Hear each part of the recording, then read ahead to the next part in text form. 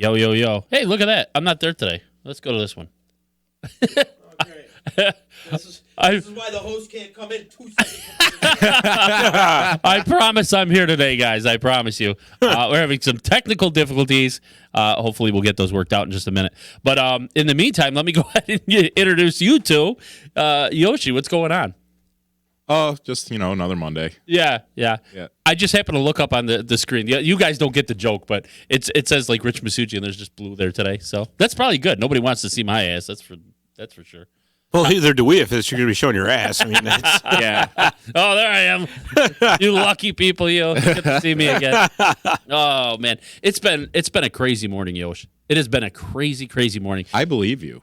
You know how you have those mornings where you're just like, everything is just like against you, no matter what you do. Yep. I just had one of those. So I came out to the car and I'm like, I'm already running a little bit late. Whoops, no gas in the car. Got to go to the gas station. You get to the gas station and all the pumps, there's people at all the pumps, but they haven't pulled up to the next one, Oh, of course not. So there's 4 free pumps, but you can't get to them. But you can't get to them. Right. And so, after like waiting for about 5 minutes, I'm like, these people going to move? They're going to move? Just about to try to go around, and all of a sudden, one of them moves. So I pull into that spot. I swipe my card. I'm like, yeah, all right. Wrong side. No, actually, what ends up happening is the pump wasn't taking credit cards. And it says, go inside. I'm like, oh, my God. I go inside, and, of course, there's a line a mile long. You know what it's from? There's one guy up there buying like 950,000 tickets. scratch offs. Yep. Oh, my God. That's the worst. Yeah. I think I always get behind those people. Yeah. And it'd be like they're turning in their lottery tickets. Yeah. And then they'll get there, finally pick out all the ones they want to get. Yes. And then, okay, well, now I've got my envelope of numbers I need to play this week. People that are trying to retire off the lottery. And it's usually like one at a time. I think I'll have 2 more win for lives. Okay. And then they sit there and scratch them in front of you. And as soon as they're done scratching, maybe just 1 more of those win for lives. Like, get out of my way. Just please go. Or what am I up to now? Okay. Okay, so give me 16 of the number ones. Okay, now what am I up to? They're $1. What am I up to? You're up to about 85 years old. You probably don't have a lot of time left on this earth. Get out of the way. If there was ever a reason for a kiosk, the lottery is it. Oh, my God. Hands down, man. Hands down. Scott, I got to introduce you. What's up, man? I just had a plate of Riggies, and it was awesome. Yes. So I am ready to go. I'm loaded with Riggies. I'm feeling good now. I've been looking at the Riggies. I haven't had a chance to dive in. It's going to be about a 20-minute show because I want to get to the Riggies quick. Well, for you, they threw in some hot dogs, too. Oh, perfect. 10-minute show. Actually, we got to thank our guy over here, Travis, man, shooting in here and delivering the food. He sent me the text message this morning, and it was him like cooking. That's designed for cooking. Like he's a witch with a kettle. Man, he was cooking at like 9:00 this morning for us. So good on you, man. Thank you so much. And for those who just wanted to remember from when we were doing the podcast last year, Travis was one of our panelists. Yeah. Travis has actually been along for the ride for 2 years. That's right. Yep. Right. He started the show with us, and then he realized he's got to get away from this bunch of weirdos and. We're bad influences. Bunch of nerds talking hockey. He's like, I like you guys, just not really that much. But it's funny because he's sitting over behind the curtains, like I was just telling Yosh. It's kind of like the dating game. Remember that? Contestant number 1. Travis is behind curtain 1. If I was a musical instrument, how would you play me? Yeah. It's so foolish. Oh, my God. So we had a pretty good day of hockey yesterday. I'll be very honest. I know that this weekend everything got a little overshadowed with the football games going on. Can't help with the playoffs and everybody's balls deep in that. But the games yesterday, man, not too bad. No, not too bad. Had some good stuff happen, and actually been kind of a quite eventful week, really. Yeah, it really was, and that's kind of shocking because we were talking about right before the All-Star break, everything kind of they just phone it in. Maybe not so much, man. Just looking, we were talking about it a little earlier. Ray Sherrill Goodbye. got the axe. Yeah, man. And, how do you feel about that? It's weird. Because normally GMs don't get fired in the middle of the season. Right. Normally. Before the All-Star break. And it was just like nobody saw it coming either. right? So all of a sudden, Tom Fitzgerald is handed the reins as the interim GM, which to me is screaming, Devils, you have no direction. Zero. Yeah. Because if you're only going to make Fitzgerald the interim GM, you got to start preparing for the draft now, Yeah, that's true. right? And the Devils are going to end up with a lottery pick.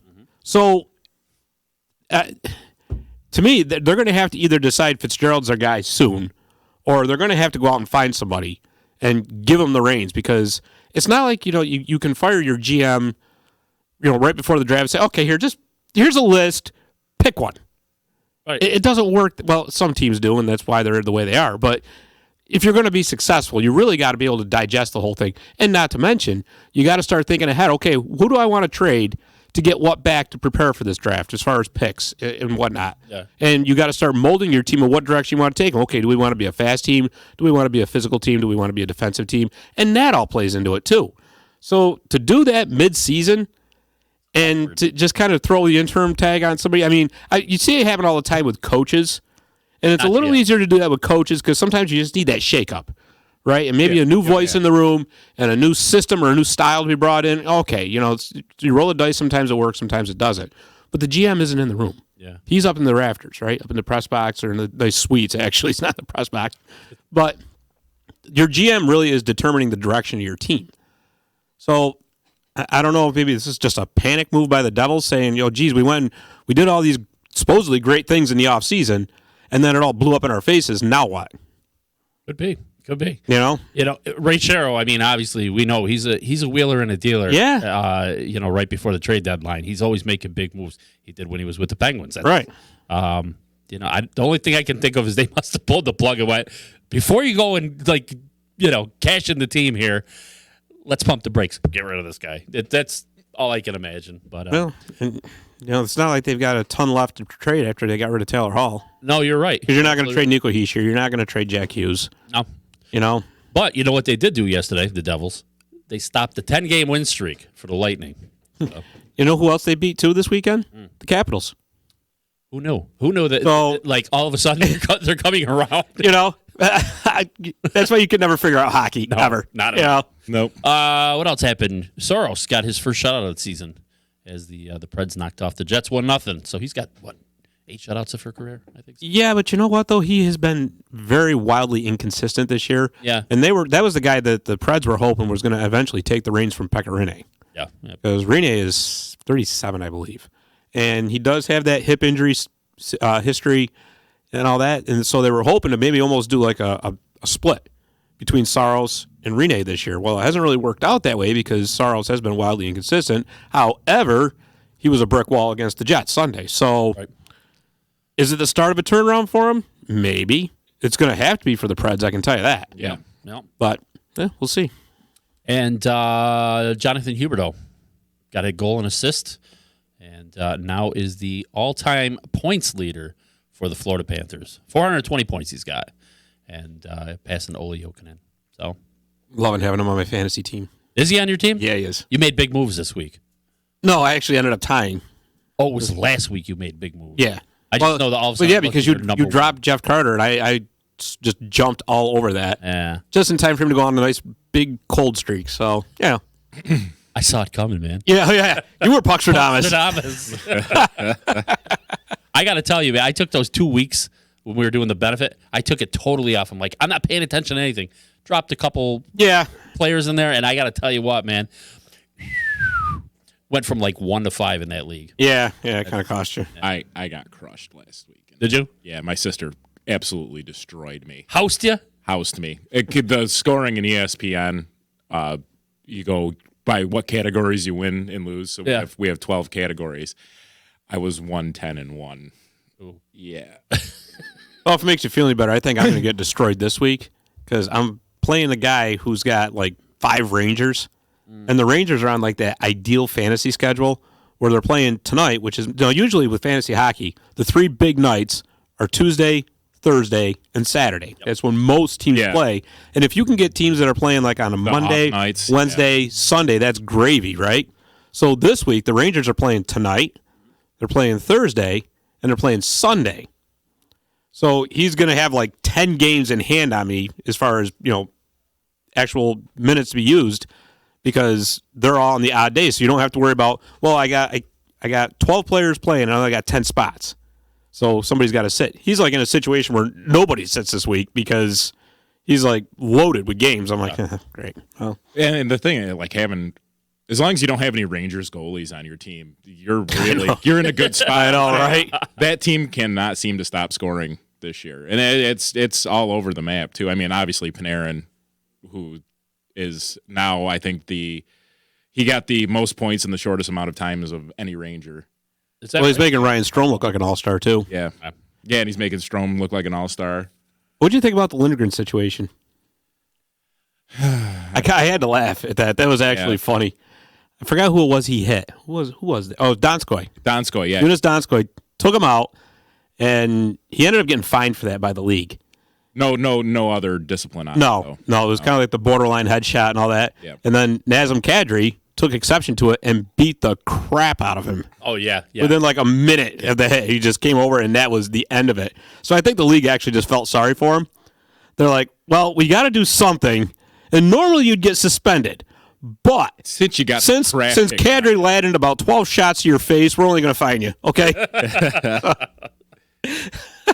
Oh, my Lord. And speaking of all that, and before we get going, I know we're on a time schedule and all that. Did you guys see what happened with Kassian and Bat to Chuck? Is that Kassian? It was over the weekend. It was the Oilers and the Flames. Oh, the turtle. Turtling, yes. As a Kings fan, I watch a lot of Pacific Division games. Mm-hmm. And let me tell you something. Matt Tkachuk got everything he deserved because he is so famous for taking that cheap shot. He replaced Corey Perry in the Pacific Division as far as being the sneaky cheap shot artist guy. Yes. So I don't blame Zach Kassian one bit for going off on him. He's probably going to get suspended because he's got a hearing today. Oh, it's today? It's today. But you know what? Good on you, Zach Kassian. And honestly, I think hockey needs more of that. Yeah. Somebody's going to sit there and take cheap shots and do all that. Well, guess what? You pay the price. Absolutely. I mean, I know there's this big debate on Twitter right now where people on one side are, we got to have this goonery out of the game. What Zach Kassian did was unacceptable. He could have hurt him. Well, no kidding. But you know what? Tkachuk could also hurt people with all these cheap shots that he's taking. Yep. And then when somebody's going to come over and confront you about it, to just turtle up, please. I mean, he's not the first one that's ever done that, but I mean, it's kind of like the long list of, like the Esa Tikkanens, Ken Linsmans. Claude Lemieux was famous for that too. He was. Remember him? Listen, I just like that word, goonery. Yeah. Goonery. I'm going to say that all day. It's the word of the day now. Yeah. It's like Pee-wee's Playhouse. Every time somebody says goonery, as soon as they say goonery, I go over and eat some Riggies over there. Goonery. Yeah. NHL Network. That's going to be the end of it right there. They're going to be eating Riggies on NHL tonight. You watch. Riggies and talk about goonery. Yeah. Oh, yeah. Enjoy your Riggies, EJ Raddick. Yeah, Oh, my God. So, jumping back into our regular conversation we were planning on here, I was looking at the standings yesterday, and you know what I noticed is that the two top teams in the NHL right now are St. Louis and the Boston Bruins. Mm-hmm. Tied for 65 points. Washington's in there too, but I think they're third. Anyways, two top teams, obviously, last year's Stanley Cup contenders here. And I started thinking about it. My memory's failing as I get older and older and older, but how many times has that happened, do you think, over the years, that the two teams that went to the Stanley Cup, by the time they get midseason the next season, are they number 1 and 2 like that? Jeez, I honestly don't know. Yeah. I mean, I'm sure it's happened before. Yeah. I mean, as I was thinking about it, I'm like, we haven't had a repeat of the, like a rematch in the Stanley Cup since 2008, 2009, Detroit and Pittsburgh. And before that, it was Edmonton and the Islanders in 3 and 84. Yep. Right. So it obviously doesn't happen that often. But I was wondering, I mean, what do you guys think? What's the chances these two teams could make it back to the Cup? And, and if they do, what would we see? Well, I will tell you that if one of them wins the President's Trophy, that's not going to happen. They're doomed. Yeah, I can tell you that. And I will say that St. Louis has an easier road than Boston does, because right now that Eastern Conference is extremely competitive up top, And St. Louis has really kind of separated themselves in the Western Conference from everybody else. There's St. Louis right here, and then you have the other 7 possible playoff contenders. Well, there's actually about 10. They're all in that group, and they're all kind of bunched together right now. Right. And there's really nobody separating themselves. Everybody thought Colorado was going to be the team, right? That was going to come screaming out of the West. Colorado's a little vulnerable right now because Philip Grubauer is a good goalie. He isn't a franchise goalie. I'm just going to come right out and say it. He's the one, he needs to be a 1-2 goalie. And by that I mean, like what Boston has with Tuukka Rask and Jarl Halak, that's what Colorado needs to do. Every other night. Yep. Now, does Pavel Francouz, their backup, end up being that guy? I don't know. But I would expect to see them try to go out and get a veteran goalie for the playoff run. If they can do that, Colorado could very well make some noise because they do have the talent up front. They do have the talent on the blue line. So that remains to be seen. But insofar as the two teams go, I very much so believe that St. Louis will make it out of the West. I just think they're that far ahead of everybody else on the pile. Boston, I don't think so.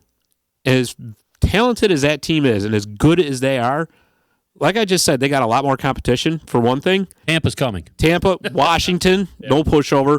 Even your Penguins. I mean, I don't know how they're doing this, but it's happening somehow. Somebody knows.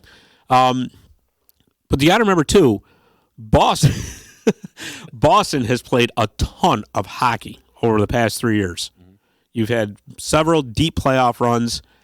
And my concern with Boston, as it's been all year long, is their depth.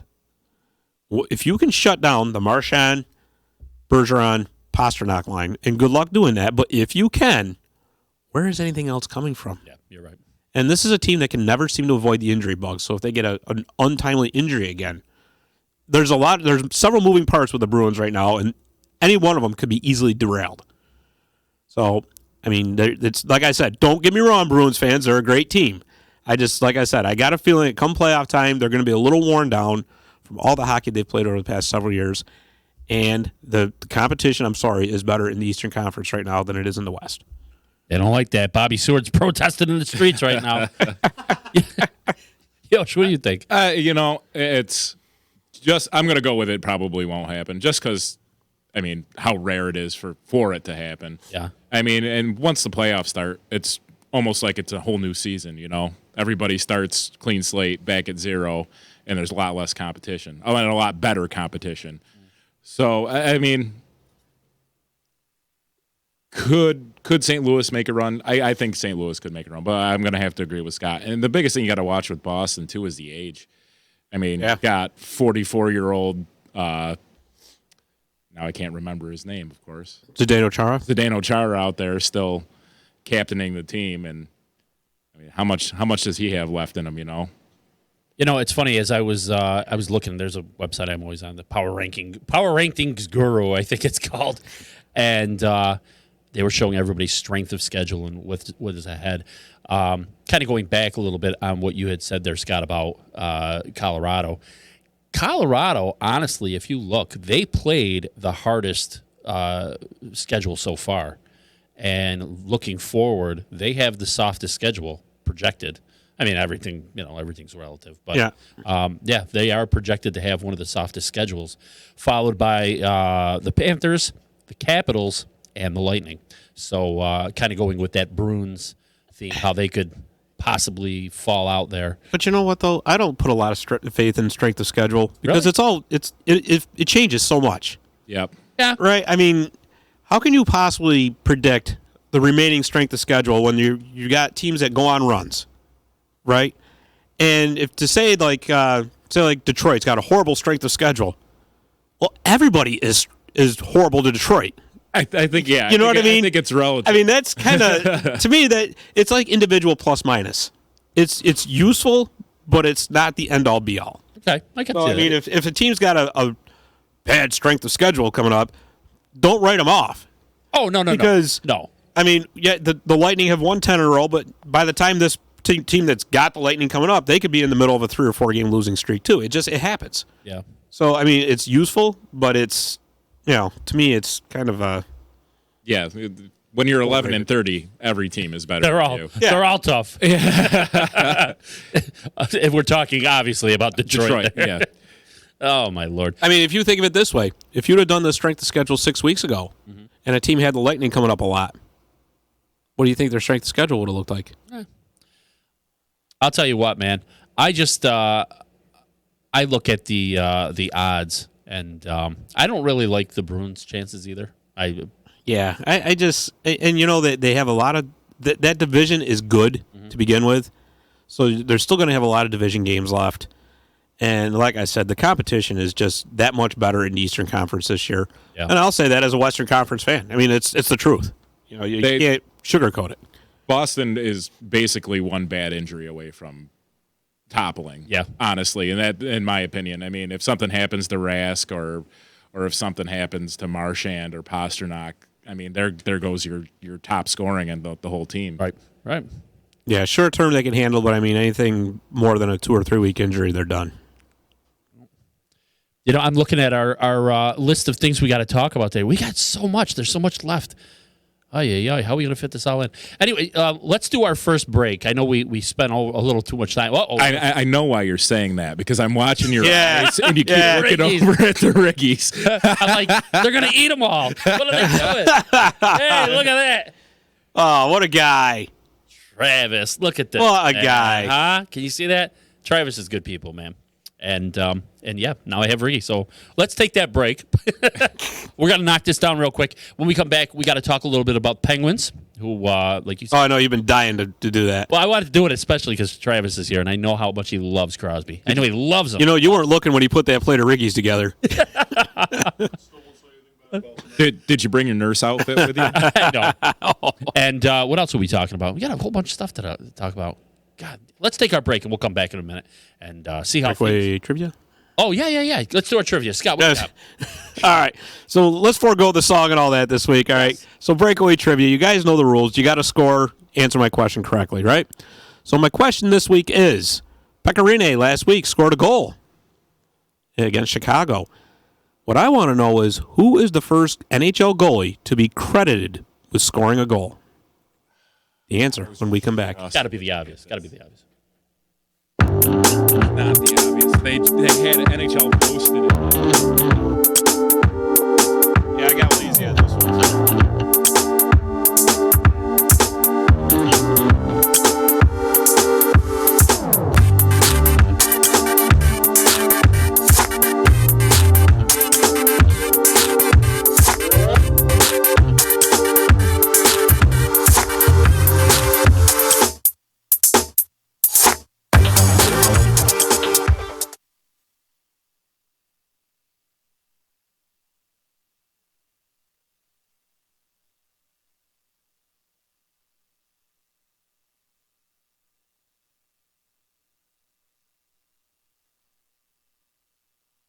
Join us Saturday, February 8th through the Disruption Network 3-year anniversary party at the Jewish Community Center, 2310 Oneida Street in Utica, New York. Musical acts include Annie in the Water, acoustic performance by Haley Jane, Trampoline Jetstream, and Live Noah. Haley in the Water will cap off the night covering Fleetwood Mac's hit album, Rumors. The whole Disruption crew will be on hand and will be presenting our annual D Awards. Party kicks off at 6 p.m. There will be beer, wine, food from Doughboys Barbecue, and Holy Pizzoli with some incredible live music. Come celebrate 3 years of the D, Saturday, February 8th. For tickets, visit our website, disruptionnetwork.net. So you just bought your dream home, and now it's time to move. Let's face it, nobody likes to move. All the packing, unpacking, lifting, upstairs, downstairs, and broking everything, including your back. Let the professionals at EJA Moving Company take all the stress and pain out of your move. Competitively priced moving, relocation services, office moves, and complete packing and unpacking services. They work with everybody to make it simple and easy for you to move and relocate. Call EJA Moving Company at 315-335-0516. When it's time to relocate, have EJA Moving do all the work for you. Hit them up online, ejamoving.com. Want to know what's going on at the D? Hit up DisruptionNetwork.net and check out our events calendar, brought to you by the Events Co. Find out about upcoming guests, special events, concerts, show schedules, community activities, and more. Get connected at DisruptionNetwork.net.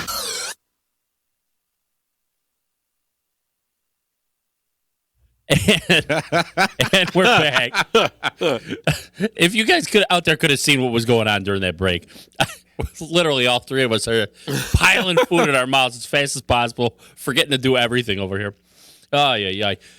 Scott, what do you got for an answer on that? All right, so breakaway trivia. The question was, who is the first NHL goaltender to be credited with scoring a goal? Any guesses?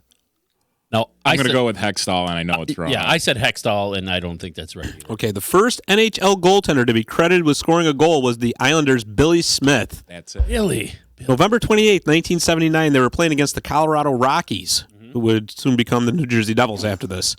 What happened was there was a delayed penalty called, and it was going against the Islanders, so the Rockies pulled their goaltender to get the extra skater out on the ice. Yep.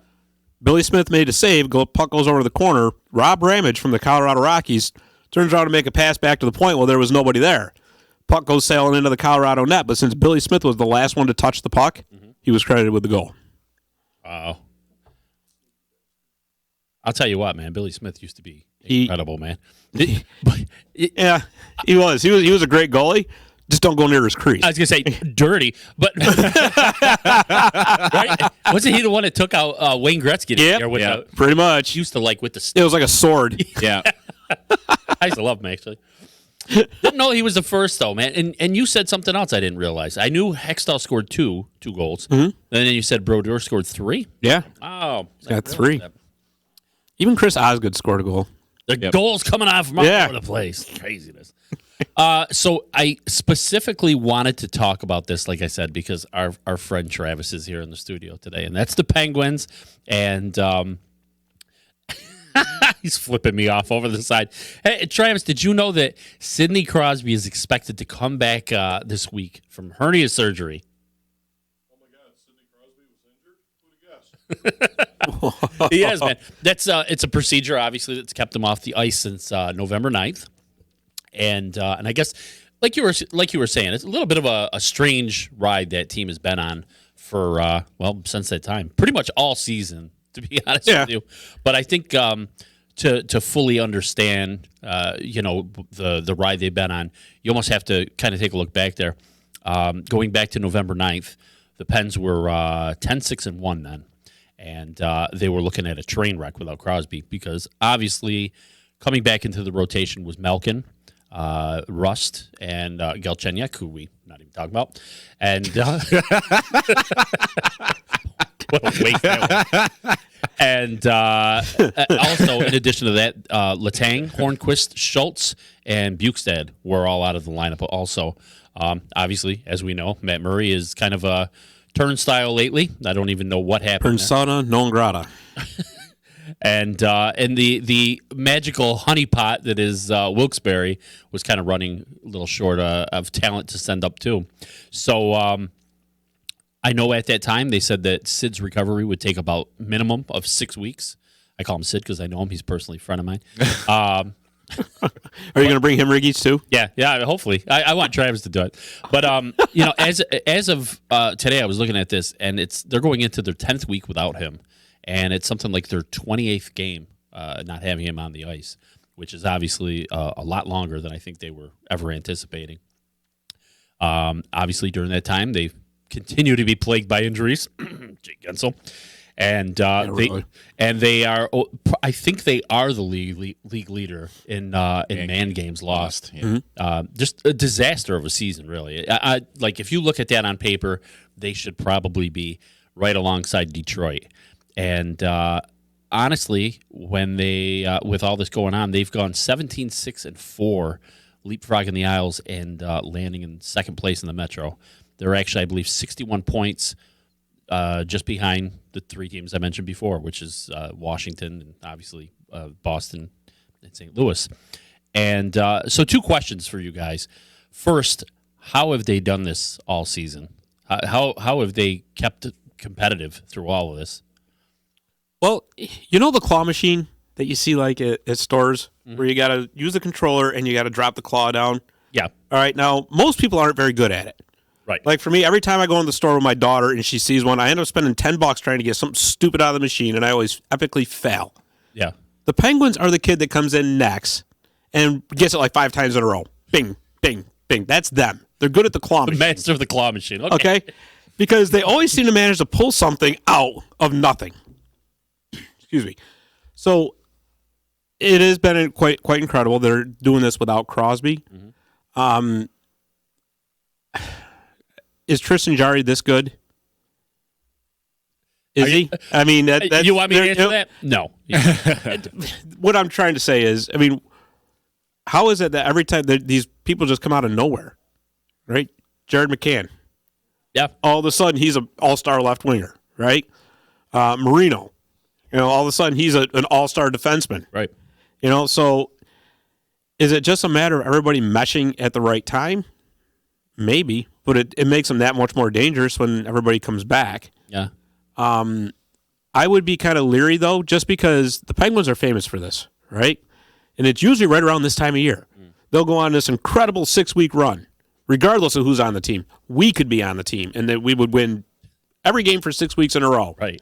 And then all of a sudden, usually right around February, March, the bottom falls out. Then they can't get out of their own way. And then usually by the end of March, going into April, they get hot again. So this is kind of like the Penguin trend. And I don't know, it's weird, but look it up. I'm telling you. No, you're right. True. You're absolutely right. So, I mean, it's only good that Sidney Crosby's coming back. What's going to happen when Geno Malkin gets hurt again? Because you know what's going to happen. I'm sorry, I'm not trying to jinx you. It's tradition. You got to be Bucks Stradamus for that one. Who knew that they would be this good without Crosby? I mean, they played plenty without Malkin, but so I just think a lot of it's got to go to Sullivan, their coach, Mike Sullivan. I agree. A lot. This is really all his masterwork. I mean, this has been phenomenal. And it's funny that if you go on any websites or anything like that, there's still people calling for his job, and I never understood that. Yeah, you think maybe you're setting the bar a little high there. How do you fire a guy? That just brought you 2 cups. Yeah. I mean, now what I'm going to be kind of interested to see is with the trade deadline coming up. Your GM Jim Rutherford loves to make trades. right. So is he going to pull the wrong trigger this time and maybe trade away the wrong guy or what? But as it stands right now, ride the wave, ride it, and I'm just going to go right on the record and say I do see them going into a funk in February because that's usually what they do, and then it'll all shake out from there. Yosh, what do you think? Well, to reference Scott's claw machine, reference there. Those are also like notoriously rigged. Oh, you mean like draft lotteries are for the Penguins? Yeah. No way. Like, Oh God. gee, who's always fluffing Crosby? NBC, and who carries the NHL?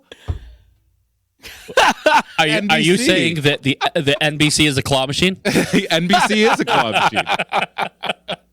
And you can tell, like, not to get off on a sidebar here, but you can tell that the guys on NBC don't watch any other teams but the Penguins. I know, right? Because the Rangers game was on NBC last week, Yeah. and they couldn't pronounce any of the players' names. It is amazing though that they've been able to do what they have. There's no doubt. With some of these guys. I mean, Well, I when think it's on that line, all of a sudden he's scoring. You're like, what is going on here? I think you can thank your coaching staff down in Wilkes-Barre too for really helping these guys out. I mean, and just looking back at the AHL standings, I mean, Wilkes-Barre didn't even make the playoffs last year, so I mean, to be able to have those guys come up and fill the spots. That's what I was going to say. That's that's- because they're all in the NHL now. Yeah. Well, no, you know what, too? We did have a debate about that last year. Mm-hmm. Whereas, if they're great in the AHL, if the team's great in the AHL, well, that just means that's the future's guaranteed for the NHL team. Well, No, that's never the case.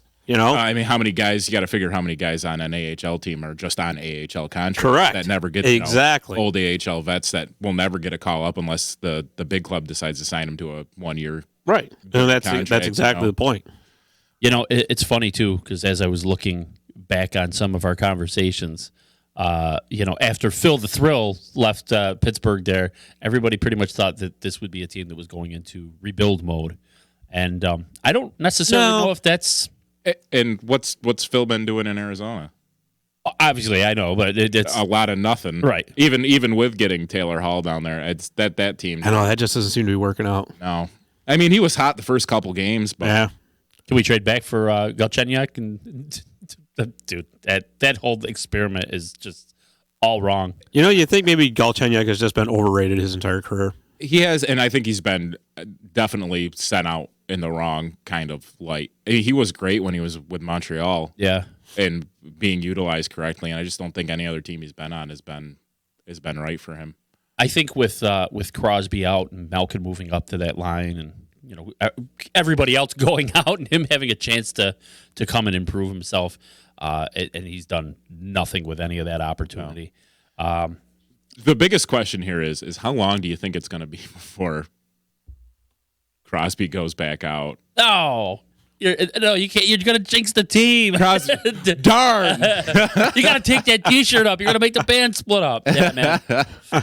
I mean, it's just. I almost feel bad for the Penguins this season because they're stringing together wins. So I guess I can't feel that bad for them. But it's just like week after week, it's just now this guy's hurt, and now this guy's hurt, and now this guy's hurt, and you've got your ECHL club now in Wilkes-Barre. Yeah, it's just. I don't know. It's going to be interesting. Like Scott says, it is like clockwork for them to fall apart in February and March. So and then come back. By the way, what's the Penguins' strength of schedule? It was actually pretty easy. I was looking at that. Oh no, actually, I think it was pretty bad. Actually, let me see. Hold on. It was in the green. Was it in the green? Yeah. They are 23rd. Yeah, they have the actually. So what would that be? The 12th easiest? Yeah. Yeah. It is green. I mean, with the Metro too, you got to remember there's like a few really really good teams, and then it's like dumpster fire. Yeah, I mean, just kind of going again, like we said, this is not the be all end all, but going ahead of that is the Avalanche are projected to have the number one. Panthers, Capitals, Lightning, Flames, Blues, Blackhawks, Bruins, Penguins. So maybe there's good things on the horizon. They won't fall apart in a month. Hey, you know what though? We'll give you this for now because I know you've been dying to get this in, so get it in now before February gets here. That's a good idea, real good idea, Rich. Well, I did want to bring this in because again, I know that Travis loves the Penguins. Favorite team. Yeah. wasn't Travis the one who bought the? It was you. They bought the Jack Daniels bottle and had it engraved that said like what Penguins suck on the back. That was his whiskey bottle. That's also forever at the Utica Odd. Yeah, he signed the wall saying Penguins suck. I will say if you've ever been to Rich's garage bar and you walk in there, you would probably think that he is probably Sid's best friend. That I work for the team. Or that he works for the team. Or that he might have a serious problem that he needs to talk to somebody about. Nobody should like Crosby this much. You know, one thing I did notice is obviously before we take our other break here, Matt Murray starting to work him back in a little bit. Well, you're going to have to. Yeah. You're going to have to. I mean, you ride the Tristan Jarry hot hand as long as you can. Mm-hmm. But when it comes right down to it, the nuts and bolts of the whole thing is Matt Murray is going to be your goaltender come playoff time. Right. You go with the guy who's got the experience. And somehow you got to get him going. Do you do it at the expense of your winning streak right now? You got to start somewhere. Yeah. And you might as well do it while the team's playing well. Yeah. Because if they go into their swan dive in February and Murray still hasn't figured it out yet, now you just made that task monumentally harder. Yep. Well, you figure, too, over the last 3 seasons, he's played a lot of hockey. Yes and no, because he had Fleury to carry him through the Cups. He played most of those games. He did. Actually, that was the one thing I wanted to. That one year that they won the cup, I think Matt Murray should have gotten MVP. Oh, there's no doubt because he was. Able well, they had no choice but to give it to Crosby, though. Yeah, you knew there was a bat phone on fire from Bettman on that one. Remember? Don't you even think about giving that contract? Remember the claw game reference? The clock of down. Is that the bat phone ringing? Oh my Lord! Mike Milbury's on the phone, guys. He says Crosby's got to get the MVP. They don't like him, but he's got to get it. All right, let's take our other break here, and I guess when we come back, we're going to talk about the Detroit Red Wings and what do we do with that team, man. I'm going to ask you guys specifically because you're going to play GM for this last round. Tell me boy. what you guys would do. Oh, boy. This won't take long, folks. Don't worry. All right, we'll be right back.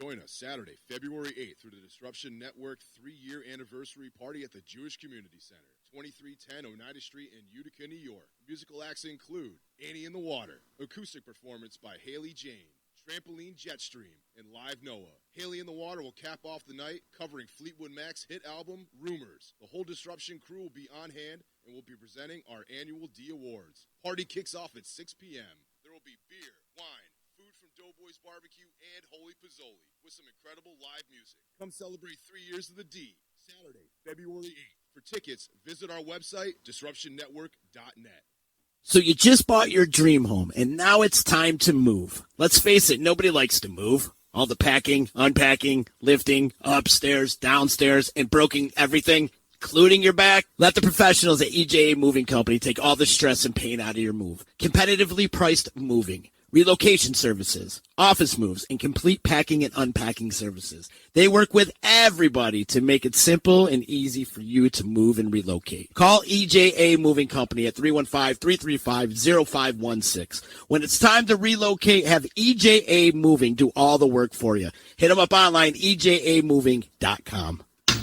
Want to know what's going on at the D? Hit up DisruptionNetwork.net and check out our events calendar brought to you by the Events Co. Find out about upcoming guests, special events, concerts, show schedules, community activities, and more. Get connected at DisruptionNetwork.net.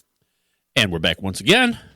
I tell you what, man, just like everything, that break comes in, we're all. I can't wait. It's the first time I got to be honest. I can't wait to get off the show and go over there and eat. It's just taunting me. They have plate of food. And you won't have to stop at Big Donald's today. Oh, I know. They won't know what to do. They're like, whoa, where's our guy? Uh-oh. Monday, right? Is he okay? Where's All of a sudden, a missing persons report goes out for Rich. Ronald McDonald filed a missing person report. Where's Detective Grimace is on it. We had his 2 quarter pounders ready to go. Come on. He always comes in at 12:15. They'll bill you. Ay. Okay, so Detroit Red Wings. And I know you guys were looking forward to this one. Just like I said, just toss a match in. Right now, obviously, the worst team in the NHL. Their record is 12-31-3 after last night. That's pretty good. Yes. Good for they're now the owner. Far and away last place in the NHL. Yeah, owners of a paltry 27 points. Man, is what they have, and lo and behold, if you look, like I said, they have one of the toughest schedules coming up, which is just like we say, man. When it rains, it pours, and right now the Detroit Red Wings are getting pissed on. Is really what's going on. Yeah. So, I mean, let's be honest. Everybody knew this was going to be the way. I think even the experts were predicting they were going to have like a very dismal season. Yeah, everybody was calling them. They're a lottery team. We knew it was going to be. Yeah, but kind of like I was saying before, I'm going to have you guys play GM and work a miracle here because I want to know what you guys would do with this team. There's a lot of things. I gave you guys a list of some of the prospects that I have kind of been in the talkings here, and I just want to see what you guys would do with this. And because I'll be the first to know. I don't know. Aside from like a can of gas in a match, I probably would just. Well, if you're Steve Yzerman, you basically send a letter out to the season ticket holders and the Detroit media saying, hey, listen, I just want you to know we're going to be terrible for the next few years, so don't expect anything out of us. Yeah, like the Rangers. Tanking it.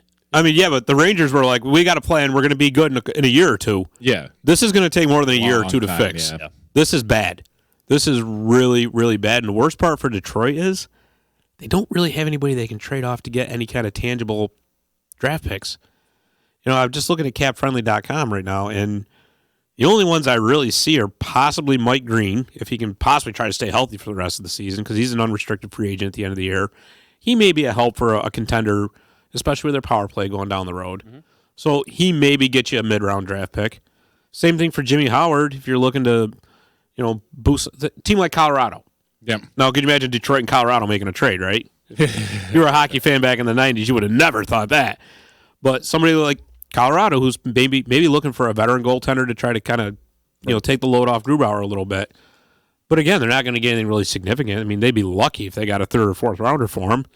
They got Franz Nielsen would actually be nice for a team to bolster their bottom six. The problem with Franz Nielsen is he's making over $5 million a year for the next 3 years, and he's 35 years old. So that contract's killing them. I mean, there. Other than that, there's nothing. There's nothing that's going to get you anything significant. So you really have just got to bite the bullet on this one. Say, we're going to be collecting high draft picks for the next at least 2 to 3 years. And they got to try. They're hamstrung on cap space, too. Yeah. For as many contracts that they're not going to get anything for, they're all high-dollar contracts. Mm-hmm. So to say that there's going to be a quick fix in Detroit, sorry, it's not happening. It's ride the dumpster fire for going to have to. Yeah. And there's just no easy way around it. I mean, this team needs help in every facet.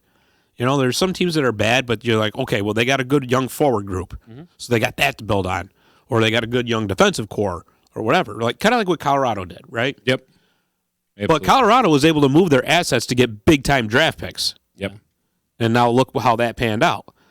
Detroit can't. They're not going to get a first rounder even remotely close to a first or even a second rounder for anything they've got, even if they do retain salary, which they're really not going to be able to anyway.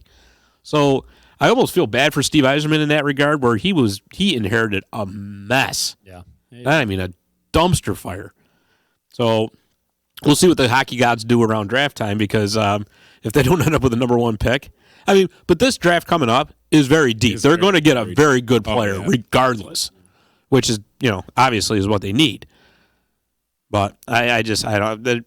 There is no quick answer for the Detroit Red Wings. Sorry, Red Wings fans, but you got a nice arena to enjoy the misery in anyway. Have fun. Looks nice. Yosh, what do you see? You can't count out Steve Yzerman. Mm-hmm. I mean, look at the team he built down in Tampa, and he was able to make moves. And maybe it was just being a Rangers fan that he took every captain we had. That is true. But it's going to take time for Detroit to get anywhere, and I can see the pain, especially with Detroit fans going, why? Because their AHL team, the Grand Rapids Griffins, they're 3 years removed from winning the Calder Cup, and they're like, well, what happened to all the guys we got there? And it's like Scott mentioned earlier, you can't. Just because the AHL team has a good season doesn't mean the future is necessarily bright, because not all those guys are on, NHL contracts. They got to try to move something. They got to just to maybe kind of clear out that cap space. They're not going to get much of a return. Maybe some lower end draft picks. And maybe a team like Colorado will pick up Jimmy Howard just for their playoff run, just to have some veteran presence. But where else he'd be a good fit is Vegas. Yeah, but Vegas or Toronto. But the problem with Vegas and Toronto, I'm sorry, I didn't mean to cut you off. No, that's all right. You know me, I got to open my mouth as soon as it comes into my head, or I'm going to forget it. But the problem with Vegas and Toronto, they're both buttered up against the cap. Yeah. And how much good hockey does Jimmy Howard have left in him? Right. I mean, even to play backup somewhere, can you really guarantee on him to help you pull out a win?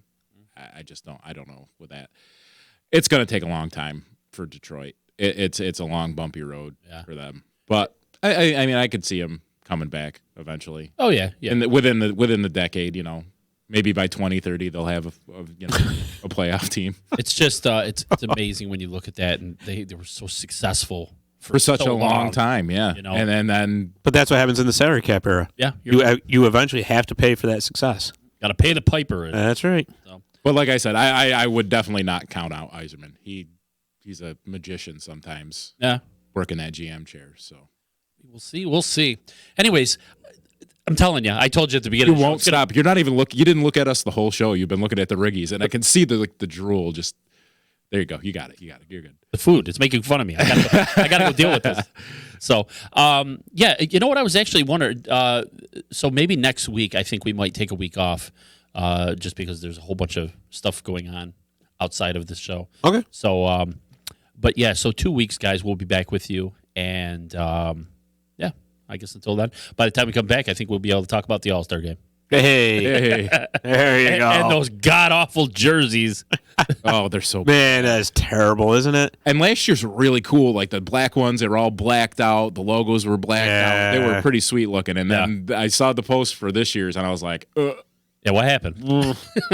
We got to remember to put a picture of those up on our page. Yeah. Just so we can make everybody nauseous. They're bad. They're real bad. I just wish they'd go back to Eastern Conference versus Western Conference. I do too. I just this division thing has just kind of run its course for me, and I mean, even if they want to keep it at 3-on-3, fine, because it's the All-Star game. Who cares? Yeah. Right. But you know how you do this. You have the All-Star game be your 3-on-3 and all that, because people always get bent out of shape about, well, this one got snubbed, that one got snubbed. All right, fine. So at the end of the season, you have your All-Pro team, kind of like what football does. yeah. So then everybody gets their recognition, right? So you got your first line All-Star, your second line All-Star, your third line All-Star, and your fourth line All-Star, right? I mean, at least guys would get more recognition anyway. Yeah. But I mean, the All-Star game is what it is. It's just another. It's more time we got to spend without hockey, is the way I look at it. Yeah. But It is. It is. Interestingly enough, there is going to be a women's game for Yeah, you're All-Star saying that. weekend. It's going to be the January 24th, they said, which is the Friday night, I believe. It's going to be a 3-on-3 format. It's going to be made up of the women from the Women's Hockey Union. It's the Professional Women's Hockey Players Association, I think it's called. They're the ones that are actually boycotting the way that it's set up right now with the NWHL and the CWHL, because they had the two competing leagues there, and they're both pretty much since folded. But they're going to take players from that group, and they're going to actually have a women's All-Star game. And I'm going to actually tune in, because that I think is going to be interesting. Yeah. And I think it's a good move by the NHL, because it'll give them the exposure that they need as far as presenting their game. Absolutely. Yep. Right? And I think, I've said it before and I'll say it again, I think the NHL is really dropping the ball by not trying to push this a little bit harder. Really. Well, and they do that whole hockey is for everyone. Exactly. And They don't push they it. always snub the women. Yeah. Yeah. I don't get it, you know? The NHL's notorious for Well, that's true. for bad moves. That's very true, and especially since now, like, this seems to be the trend in the AHL is to put your AHL the NHL is to put their AHL team in their own city. So why not take the cities that don't have AHL teams anymore and put the women's hockey teams there? Right. Grow the game. Hashtag grow the game. Sorry, Hashtag growth. Oh wait, Yeah, do we have the hashtag. Do we have a hashtag here? it's hashtag grow the game. Have you ever seen that? Yeah, but we never had one on the show here. Oh, you know, This might be the first time any of us have ever mentioned a hashtag on this show. I think we need a hashtag. Hashtag. That's our That's our homework for the next 2 weeks. Come up with some hashtags. We got to think. All right, I got one. Hashtag PenguinZR. Oh my God. Ooh. On that note, those Riggies are calling me. So, and I want to thank Travis. Obviously, thank you, man, for stopping in and delivering that fine food that we're about to dive right into. It's going to be very good. So that's it. 2 weeks, yes? 2 weeks will work. Okay, very cool. So for Yoshi, for Scott, for Travis sitting over there, I'm Rich Masucci. Enjoy the games, and yeah, we'll see you in 2 weeks. Yep. Later. See ya. Cheers.